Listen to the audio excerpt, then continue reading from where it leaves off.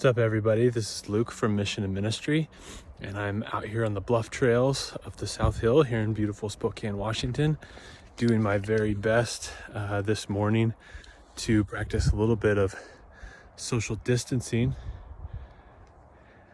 One of my favorite things to do while we're all on campus is to go on what I call a one-on-one walk or a run-on-one, and I figured over the course of this morning, I'll take you all along with me. I find that being outside, being in open spaces in all times, but particularly in times of struggle or chaos, can be a wonderful time to really be present to what God is teaching us through nature. So I'm going to take you along with me, and at certain points and times and vistas, we'll stop and I'll throw out some reflection questions.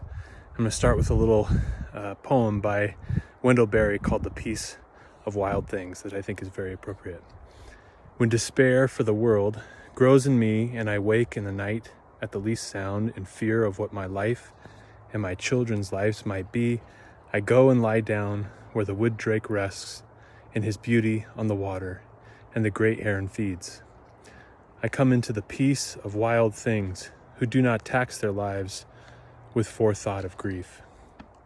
I come into the presence of still water, and I feel above me the day-blind stars waiting for their light.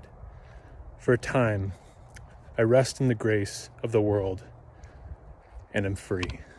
So I'd say for the next 5 or 6 minutes, if you could put aside any thoughts, even turn off your devices or things distracting you, or even go for a walk yourself, and allow the things around you to open you up to some of that freedom.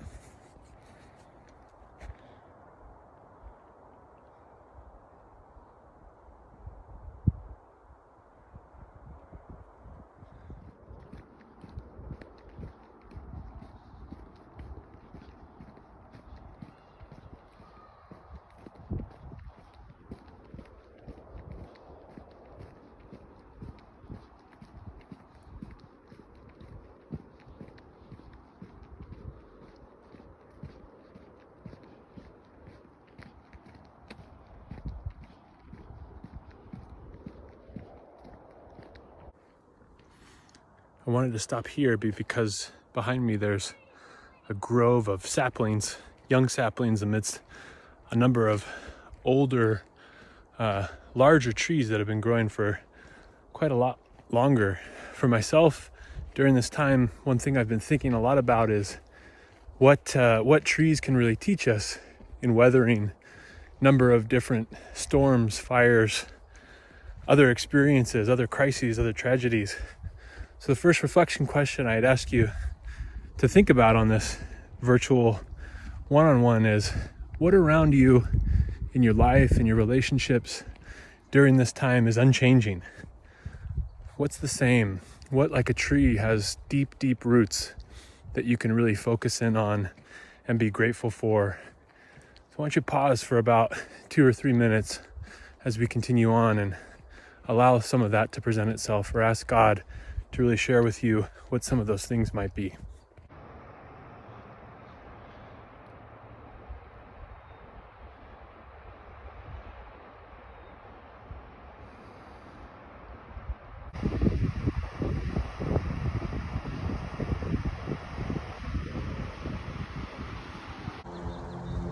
So I'll pause here with the creek behind me. Hopefully you can see it as well as hear it. We've got kind of a nice snow melt movement going on. There's lush water coming and bringing all of this green vegetation to life. And why I like creeks and why I like rivers is because they're constantly moving. They're shifting and adapting, moving left and right if there's a stop, and bringing so much force and energy. So I'd ask you, as we're here next to this running creek, what is it, unlike trees that are grounded, what's new, what's exciting, what's bringing life to you that maybe you weren't experiencing 2 to 3 weeks ago? And where might there be acceptance of that? And where might there be reticence or desire not as you approach the dams or the stoppages in your life? Spend some time thinking about that and conversing with the Spirit however you see fit.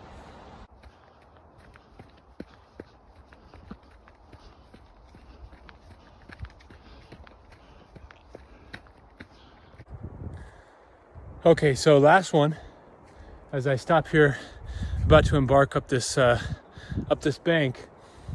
I hope it wasn't too rocky. Started going uphill a little bit, and I find when I'm trail running, the hardest hills are the ones that you're not expecting. The ones that you're expecting, you can stop and slow your pace down a little bit, get ready for them. It's the ones that kind of come out of nowhere that really get your heart rate up, make you start to panic a little bit and stop breathing. So as we finish up here, I'd ask you, what kind of hills are ahead of you? What kind of challenges? Which ones can you see? And which ones might you need some help with? And which ones might you need to stop and slow down and breathe a little bit before you start moving up them? And then which ones are not? Which ones can't you see? They're hidden behind beautiful aspen groves like behind me. And what might you need to do in those unexpected ones, as we as a group of people and a society are really seeing a hill approach that we hadn't necessarily foreseen. So how do you deal with both of those realities, ones that you can see and ones that you can't? How does stopping and breathing, giving yourself time to rest, but also allowing that rest to feed into your uphill climb, how does that play out for you? Spend some time as you finish looking forward and asking God how to anticipate that and how to be present to it. And I'd ask you to make sure that you give yourself grace and remember that you're loved and cared for both by the natural world around us, but by a good and just, loving Creator. As you move forward, whether you're at home and watching from a screen or pausing and walking around your world. Thanks for joining me on this run. I appreciate it. And in the silence of the trees around me, we'll just hear a simple whisper of Amen.